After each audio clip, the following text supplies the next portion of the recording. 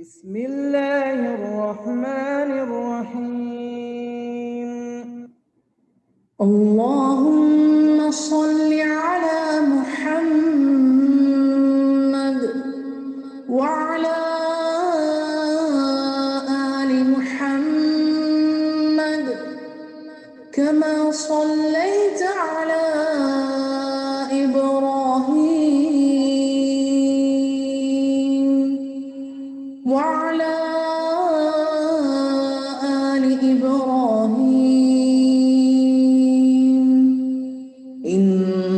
إنك حميد مجيد. اللهم بارك على محمد وعلى آل محمد كما باركت على إبراهيم وعلى آل إبراهيم إنك حميد مجيد.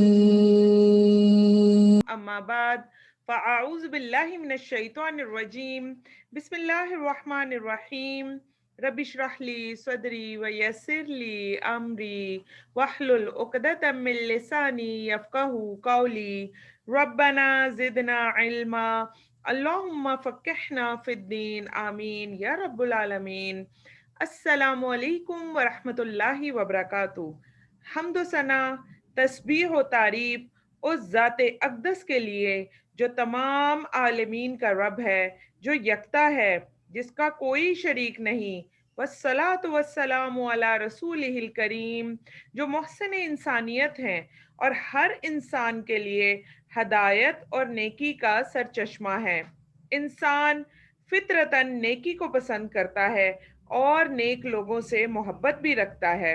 جتنی زیادہ محبت ہوگی اتنا ہی زیادہ نبی پاک صلی اللہ علیہ وسلم کی اطاعت کرنا آسان ہو جائے گی۔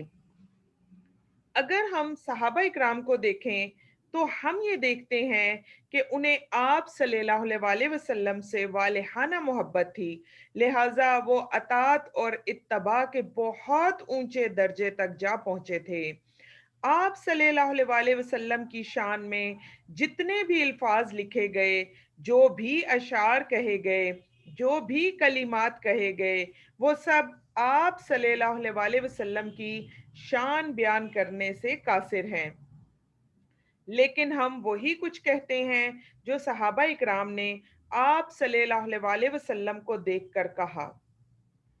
الحمدللہ، اللہ تعالیٰ کے فضل و کرم سے آپ اور میں، ہم سب محمد صلی اللہ علیہ وسلم سے اپنے پیار، محبت اور عقیدت کا جو نذرانہ ہم ان کو پیش کر رہے ہیں، اس کا ایک سب سے بڑا ثبوت کہ ہم لوگ اپنے جو یہ ہم نے ایک سلسلہ شروع کیا تعلیم کا، نبی پاک صلی اللہ علیہ وسلم کی سیرت کو جاننے کا اور نبی پاک صلی اللہ علیہ وسلم کو جاننے کا، تو اللہ تعالیٰ کرے کہ یہ سلسلہ ہمارا اسی طرح قائم و دائم رہے اور اللہ تعالیٰ ہم سب سے اس سلسلے کو قبول فرما لے، آمین یا رب العالمین۔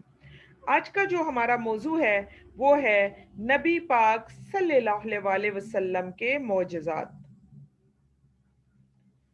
اللہ تعالیٰ نے اپنے پیغمبروں کو مختلف طرح کے معجزات عطا کیے ہیں۔